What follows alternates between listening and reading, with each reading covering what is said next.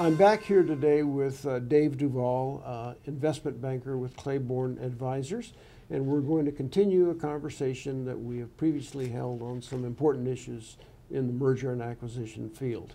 Hello again, Dave. Hello again, George. Now, let's assume that your client has listened to Dave Duval's words of wisdom and has done a good job in positioning itself, getting its internal house in order. What are the steps that you follow in attempting to approach the marketing of the company once you decide that you're going to solicit a purchaser in the marketplace? Strategically, a large part of this is risk reduction and stage management. So what we try to do is to identify the risks inherent in the company and lower them as much as we can, and then dress the company up for the party. I think we need substance here. We do need substance, but the image is important. Sure. And in the substance area, the more detailed records we have, the better. We don't always need all of them, but it's better if we have them. The backup for the accounting records is important because that's going to be part of the due diligence process. I like to get into some of that early on to see how those things look when you begin to peel back the onion.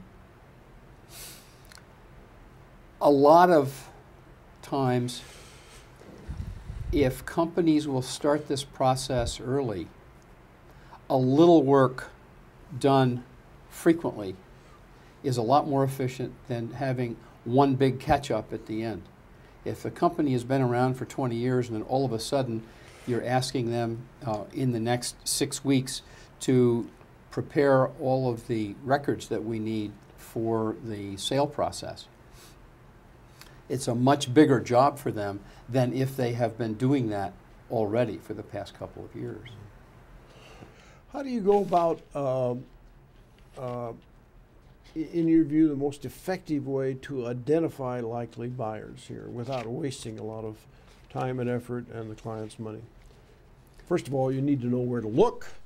You know, what segment of the economy is going to be most likely to yield results, but there must be other bases that you approach this on as well.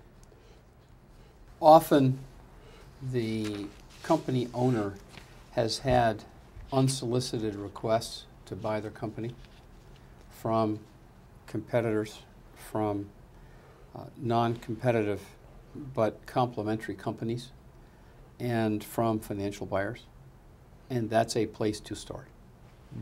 Then beyond that, I like to look at who else is out there that might be an operating company that is either in their field or close to it, where this company, the client company's product or service, fills a hole for other companies or is complementary to what they're doing in some way by adding new product lines into existing customers, adding new customers into a broader marketing proposal.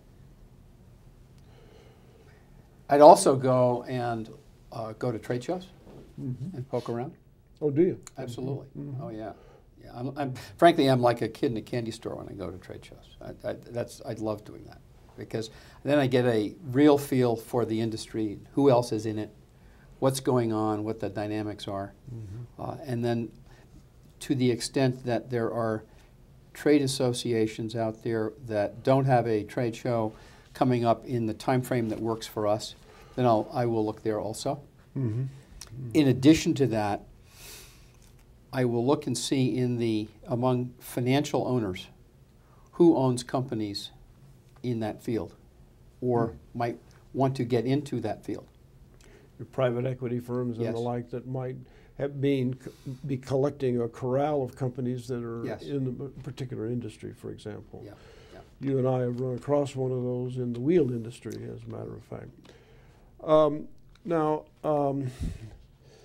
To me, this sounds like one of the areas where the creative genius of an investment banker can really pay dividends. And as you put it, it's a lot of fun as well, I suppose, to use your knowledge not only of your industry but of the industry of the company in question to conceive of different prospective buyers and how they might be put together, perhaps sometimes in very inevident ways that you have to actually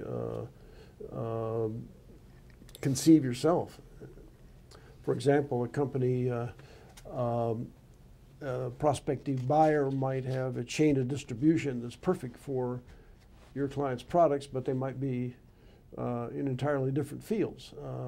Things of that sort that can be handy if you think your way through the process.